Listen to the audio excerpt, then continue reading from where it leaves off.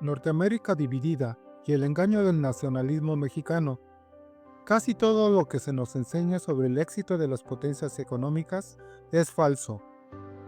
Nos venden la narrativa del libre mercado absoluto, pero la historia demuestra que ningún país se volvió rico jugando con esas reglas.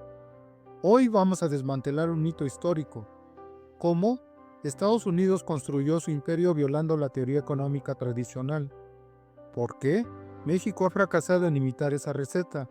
¿Y cómo el actual discurso de soberanía esconde un sistema neofeudal que condena al 90% de sus trabajadores pobres a la informalidad eterna?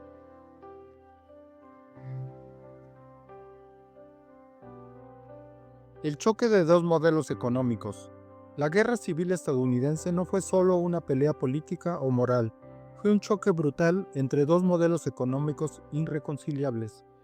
Por un lado, el sur, una aristocracia terrateniente extractivista cuya riqueza dependía de la explotación de la esclavitud y la exportación de materias primas.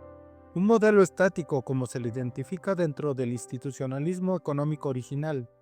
Por el otro, el norte, una cultura que veía el trabajo como virtud y la innovación como un proceso interno, para defender su industria naciente frente a la gigante Europa. El norte hizo algo que hoy los manuales neoliberales prohíben. Ignoró a Adam Smith. Alexander Hamilton diseñó la estrategia de la industria infante. La premisa era simple. Un mercado que apenas nace no puede competir en igualdad con potencias consolidadas sin la protección del Estado. El proteccionismo y los aranceles no fueron un error, fueron el pilar del milagro americano. Abraham Lincoln lo resumió en su famosa frase: denme tarifas proteccionistas y les daré la nación más grande. El espejo mexicano y la trampa de la productividad. Este choque resuena con fuerza en la historia de México. La evidencia empírica demuestra que la productividad laboral crece con mucho más fuerza en el sector industrial que en el agro.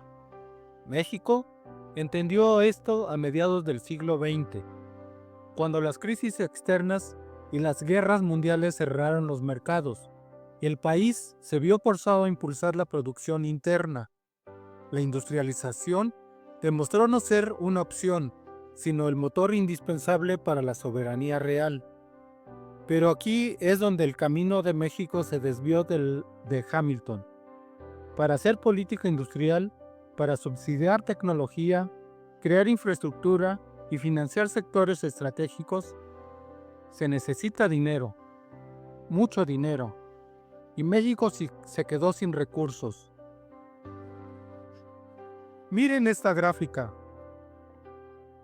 Es la productividad real del trabajo en México, medida con datos históricos sin el maquillaje de las devaluaciones. El veredicto es brutal. El motor de la economía mexicana se apagó en 1982. Durante el desarrollismo mexicano, el país construía palacios de la educación e investigación como Ciudad Universitaria o Zacatenco. Se procesaba la materia prima aquí y la productividad subía. Todo esto prácticamente sin deuda hasta la década de los 70. Pero a partir de 1982, con la llegada del modelo neoliberal y de la maquila, la productividad del sector secundario se desplomó y se congeló hasta el día de hoy. ¿Por qué? Porque nos vendieron el cuento de que las exportaciones y la inversión extranjera nos harían del primer mundo. Mentira. Las transnacionales no vienen a transferir tecnología, vienen por mano de obra barata para ensamblar piezas. No diseñamos, no innovamos, solo armamos lo que otros inventan. Por eso desde finales de los 70, las patentes de mexicanos van en caída libre. Nos convertimos en un taller de ensamble desconectado de la ciencia. Podemos ver de esta ilustración la tendencia de la productividad media del trabajo a lo largo de muchos años. Vemos que sí, que durante el desarrollismo mexicano la productividad creció de forma importante hasta 1982. Ya después hubo un desplome y un estancamiento. También vemos que en la línea de arriba es la productividad media del trabajo en la industria. Vemos que crece mucho más rápido que en el campo. ¿Y cómo responde el Estado ante este desastre? Pasamos al fondo del problema, que se ve perfectamente en esta segunda gráfica. México recauda una miseria de impuestos. En 2025, mientras un gigante como Brasil recaudó el 33.7% de su PIB en impuestos, México apenas llegó al 15.1%. Es más del doble lo que recauda Brasil que México. Estamos aún por debajo de países centroamericanos, como Honduras y Costa Rica. ¿Y por qué el gobierno no tiene dinero? Porque el sistema fiscal mexicano está diseñado para exprimir a los de abajo y blindar a los de arriba. Aquí el fondo de todo es una cobardía política histórica, no tocar los intereses de las grandes capitales.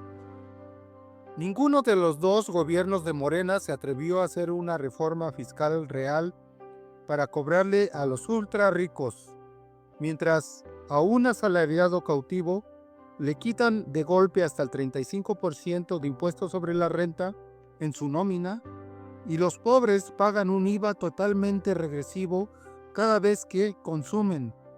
Los grandes monopolios, los grandes transnacionales y personajes como Carlos Slim pagan tasas efectivas de risa, que van entre el 2% y el 7%. Como el gobierno se niega a cobrarle a los que de verdad tienen dinero, las finanzas públicas están totalmente asfixiadas. Y ante la urgencia de financiar los programas asistenciales para asegurar votos, ¿qué hace el Estado? Mete la tijera criminal donde más duele. Prefieren destrozar la inversión en salud, dejar la infraestructura del país para llorar y recortar el presupuesto en ciencia y tecnología. Por eso disfrazaron los cambios en el antiguo CONACYT y el Sistema Nacional de Posgrados. Inventaron un discurso ideológico para ocultar la verdad, que ya no hay dinero para las becas nacionales ni extranjeras. Prefirieron sacrificar el futuro científico del país y congelar nuestra productividad antes de tocar un solo peso de ganancias a los hombres más ricos de México. Eso es cobardía pura. El falso nacionalismo y el tabú fiscal. Hoy escuchamos un discurso oficial que se autoproclama nacionalista y defensor de la soberanía. Pero la realidad económica cuenta una historia muy distinta. En México, la política industrial está muerta porque el Estado está simplemente quebrado. No hay recursos públicos para financiar el desarrollo. ¿Cuál es la lógica? Bueno, hay una solución lógica. Una reforma fiscal progresiva para que quienes capturen las grandes rentas paguen más. Sin embargo, el gobierno de Morena se ha negado sistemáticamente a tocar el sistema tributario. ¿Por qué? Porque mantener una recaudación baja e ineficiente permite preservar el status quo. No es soberanía, es un modelo extractivista y neofeudal. Al igual que los viejos terratenientes del sur de Estados Unidos, el sistema político actual prefiere vivir de la extracción de rentas fáciles y del asistencialismo clientelar, en lugar de arriesgarse a financiar una verdadera transformación estructural que democratice la productividad. La fábrica de la informalidad. Las consecuencias de este vacío de política industrial son humanas y catastróficas. El síntoma más claro es la pobreza salarial y la gigantesca informalidad laboral. El discurso oficial celebra la estabilidad macroeconómica, pero en las calles la realidad es que el 30% de la población activa ni siquiera puede cubrir la canasta básica con su salario. ¿Por qué no disminuye la pobreza de fondo? Porque sin industrias de alta productividad que absorban la mano de obra, el mercado laboral simplemente se fractura. Más del 90% de los mexicanos que caen en la pobreza laboral operan en la economía informal, y los datos económicos más recientes revelan una verdad simplemente devastadora. El 65.8% de las personas que entran en este círculo vicioso jamás logran salir. La informalidad en México no es una opción de emprendimiento, es la prisión de un sistema neofeudal que no invierte en sus industrias ni en su propia gente.